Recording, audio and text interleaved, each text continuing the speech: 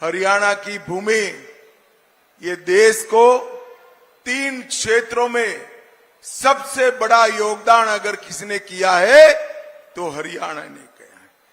एक तो देश की सीमाओं की सुरक्षा। आज हम निश्चिंत होकर अपने घर में सो रहे हैं, इसका कारण हरियाणा का जवान सीमा पर भारत माता की रक्षा के लिए तैनात है, इसलिए सो रहे हैं। दूसरा, हमारा किसान। एक जमाने में गेहूं अमेरिका से लाना पड़ता था, आज अन्न के क्षेत्र में हमारा देश स्वावलंबी हुआ। इसमें सबसे ज्यादा योगदान किसी का है तो हमारे किसान, और उसमें भी हरियाणा के किसान का है।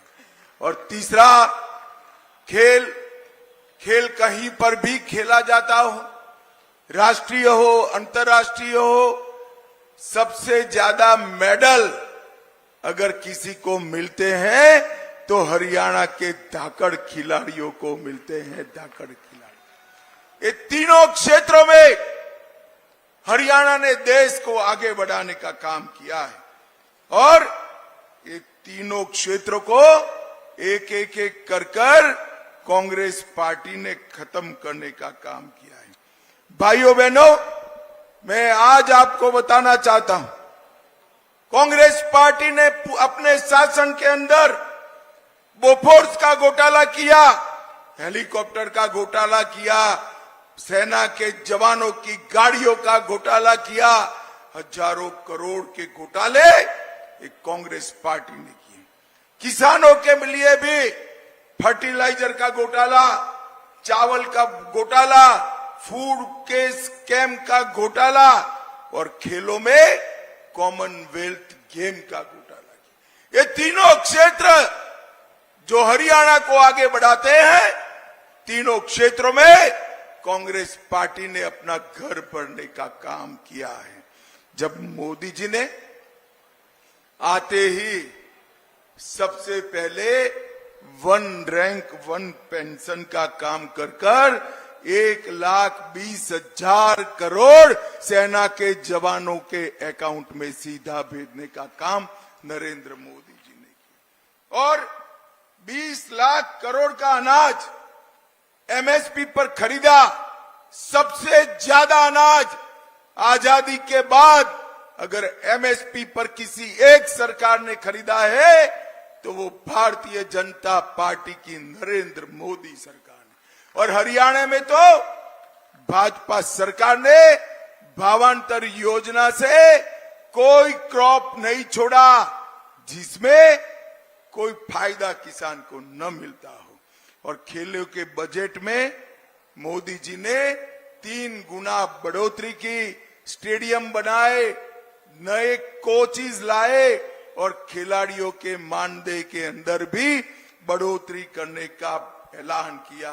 और हरियाणा वालों सुन लो, 2036 में मोदी जी ओलंपिक भी यहां पर हमारे देश में लाने वाले हैं। मोदी जी ने तीनों क्षेत्र को आगे बढ़ाना का काम किया, और कांग्रेस ने तीनों क्षेत्र को बर्बाद करने का काम। भाइयों बहनों, ये चुनाव जो हो रहा है इसमें 2 खेमे पड़े। एक खेमे में 12 लाख करोड़ का घपला, घोटाला, भ्रष्टाचार करने वाली कांग्रेस पार्टी है, और दूसरे खेमे में 23 साल तक मुख्यमंत्री प्रधानमंत्री रहकर भी जिस पर 25 पैसे का आरोप नहीं है, ऐसे हमारे नेता नरेंद्र मोदी है। नरेंद्र मोदी एक और चांदी की चम्मच के साथ पैदा हुए राहुल बाबा है, तो दूसरी ओर गरीब चाय बेचने वाले के घर में पैदा हुआ नरेंद्र मोदी है। नरेंद्र मोदी। एक और थोड़ी गर्मी बढ़ते ही थाईलैंड और बैंकॉक चले जाने वाले, छुट्टी पर चले जाने वाले राहुल बाबा है।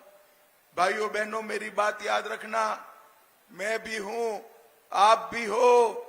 6 तारीख को, जैसे ही 4 को परिणाम समाप्त होगा 6 तारीख को राहुल बाबा वैकेशन पर चले जाएंगे, वैकेशन पर चले जाएंगे। और दूसरी ओर 23 साल से एक दिन की भी छुट्टी लिए बगैर दीपावली के दिन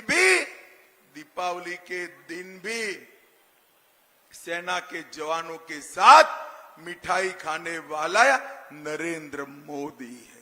ये दोनों के बीच में आपको तय करना है। एक और पाकिस्तान को मुंह तोड़ जवाब देने वाले नरेंद्र मोदी है, और दूसरी ओर एक कांग्रेसी कहते हैं पाकिस्तान का सम्मान करो, पाक ऑक्यूपाई कश्मीर उनसे न मांगो क्योंकि उनके पास एटम बॉम्ब है।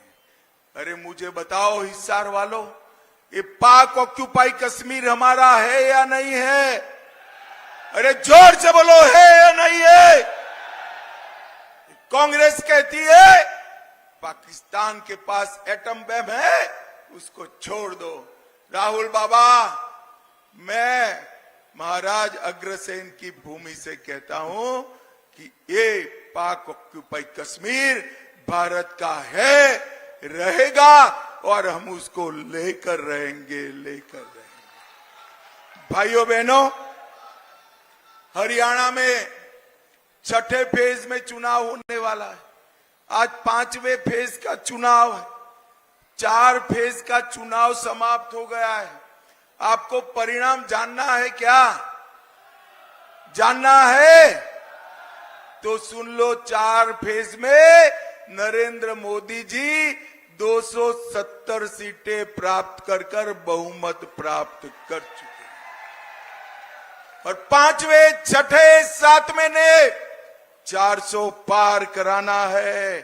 और मैं आज कहता हूं इस शाहजादों और दामादों वाली कांग्रेस को 40 सीट भी नहीं मिलने वाली है। 40 सीट भी नहीं। भाइयों बहनों, कांग्रेस पार्टी के शाहजादे राहुल बाबा ने 24 के चुनावों की शुरुआत भारत जोड़ो यात्रा से की थी। मैं आज आपको कहकर जाता हूं, 4 जून के बाद राहुल बाबा को कांग्रेस ढूंढो यात्रा निकालनी पड़ेगी। कांग्रेस ढूंढो यात्रा, दूरबीन लेकर भी कांग्रेस दिखने वाली नहीं है। 24 के चुनाव में सिरसा से लेकर सोनीपत तक, पंचकुला से पलवल तक, और हर जगह मोदी जी का विकास का कमल खिलने वाला है। भाइयों बहनों, ये 10 साल में सबसे तेजी से विकास करने वाले राज्यों में से हमारा हरियाणा है। हरियाणा की आर्थिक विकास दर 8% है।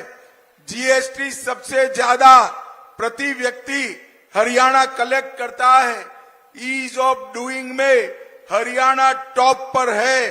400 विश्व की फॉर्च्यून कंपनियों के कार्यालय अपने गुरुग्राम में बने हैं, और खाद्यान्न देने में देश में हमारा दूसरा नंबर, दूध में तीसरा नंबर, और सामाजिक सुरक्षा का पेंशन हरियाणा में पूरे देश में सबसे ज्यादा दिया जाता है। और स्वास्थ्य सुविधाओं में पूरे देश में पहले स्थान पर हरियाणा है। देश में जितनी गाड़ियां घूमती है, हर दूसरी गाड़ी हरियाणा से बनकर जाती है। जितने ट्रैक्टर है, हर दूसरा ट्रैक्टर हरियाणा से बनता है। और ये हुड्डा साहब, आपने क्या किया था? चिट्ठियां लिख कर दामाद के दरबारी बने हुए थे आप। भाइयों बहनों, एक कांग्रेस का हाथ दिल्ली के जीजा के साथ है, और उनके शासन में पब्लिक, प्रदेश की जनता खाली हाथ थी।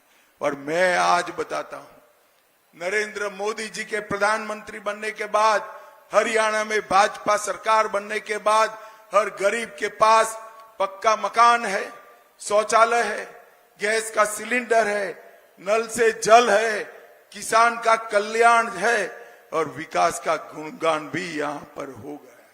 भाइयों बहनों, दरबारी दामाद और डीडल्स की ये सरकार थी, इसकी जगह लोक कल्याण की सरकार नरेंद्र मोदी जी लाए हैं। मुझे बताओ हिसार वालों, अयोध्या में राम मंदिर बनना चाहिए था या नहीं बनना चाहिए था? अरे जोर से बोलो जरा, बनना चाहिए था या नहीं बनना चाहिए था? 70 साल तक ये कांग्रेस पार्टी राम मंदिर को अटका कर रखी, लटका कर रखी, भटका कर रखी।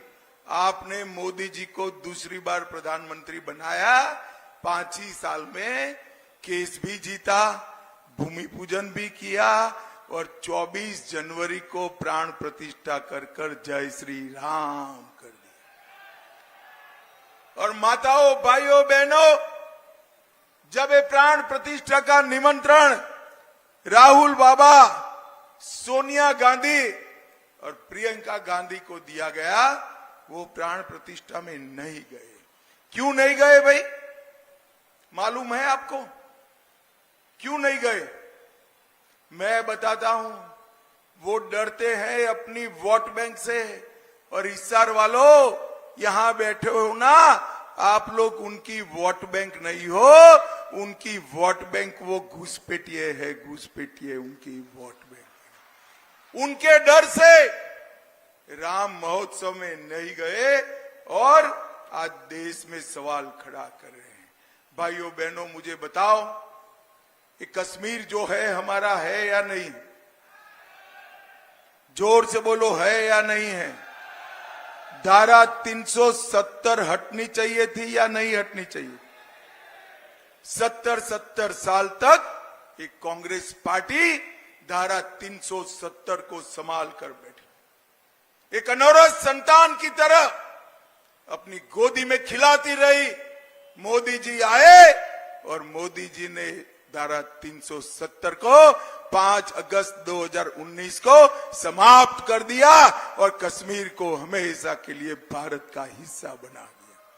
और नरेंद्र मोदी जी ने इस देश से आतंकवाद को समाप्त किया, नक्सलवाद को समाप्त किया है। एक जमाना था, सोनिया मनमोहन की सरकार थी, आए दिन पाकिस्तान से आलिया मालिया जमालिया आते थे, घुस जाते थे, बम धमाके करते थे और मनमोहन सिंह जी कुछ नहीं बोलते थे। नरेंद्र मोदी की सरकार बनी, उरी और पुलवामा में हमला किया और इस 10 ही दिन में मोदी जी ने सर्जिकल स्ट्राइक और एयर स्ट्राइक कर पाकिस्तान के घर में घुसकर आतंकवादियों का सफाया करने का काम नरेंद्र मोदी जी ने किया।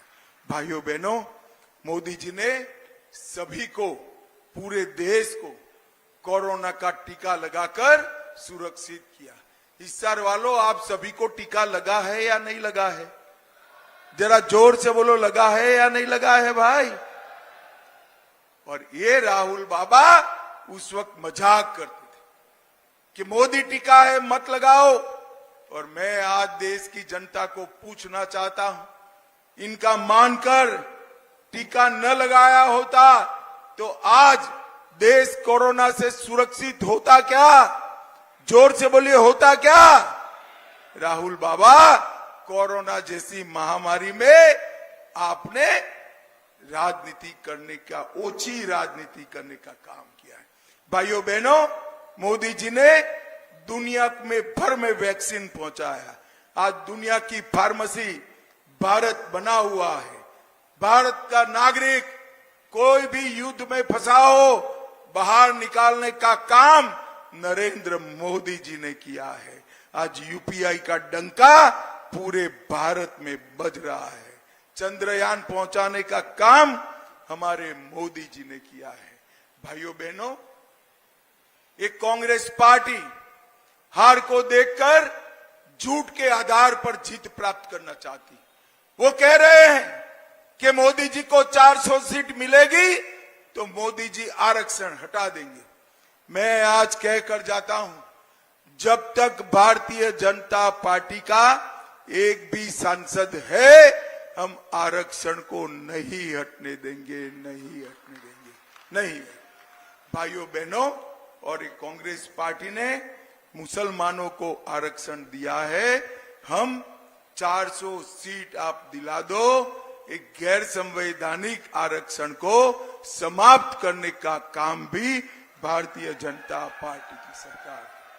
भाइयों बहनों, राहुल बाबा कहते हैं कि कांग्रेस की सरकार आएगी तो ट्रिपल तलाक वापिस ले आएगी।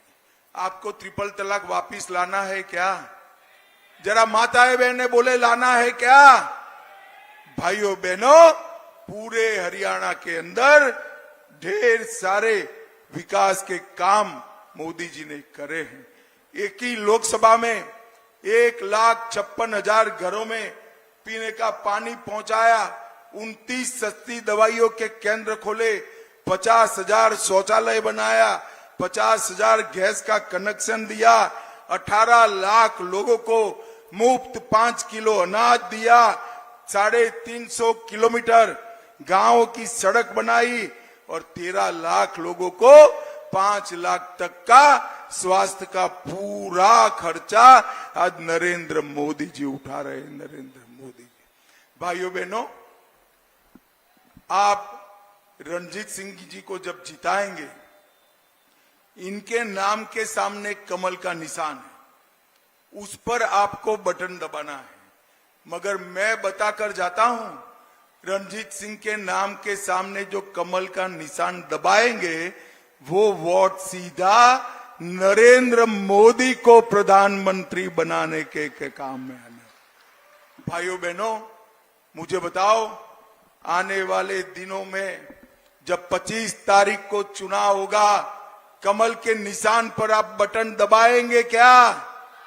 अरे जोर से बोलो, दबाएंगे? रणजीत सिंह जी को जिताएंगे? 400 पार कराएंगे? हरियाणा की सभी सीटें मोदी जी की झोली में डालेंगे? मोदी जी को तीसरी बार प्रधानमंत्री बनाएंगे? तो मेरे साथ दोनों हाथ उठाइए, उठाइए दोनों हाथ, विजय के संकल्प की मुट्ठी बींचे और प्रचंड आवाज से बोलिए, भारत माता की जय श्री राम, जय जय श्री राम।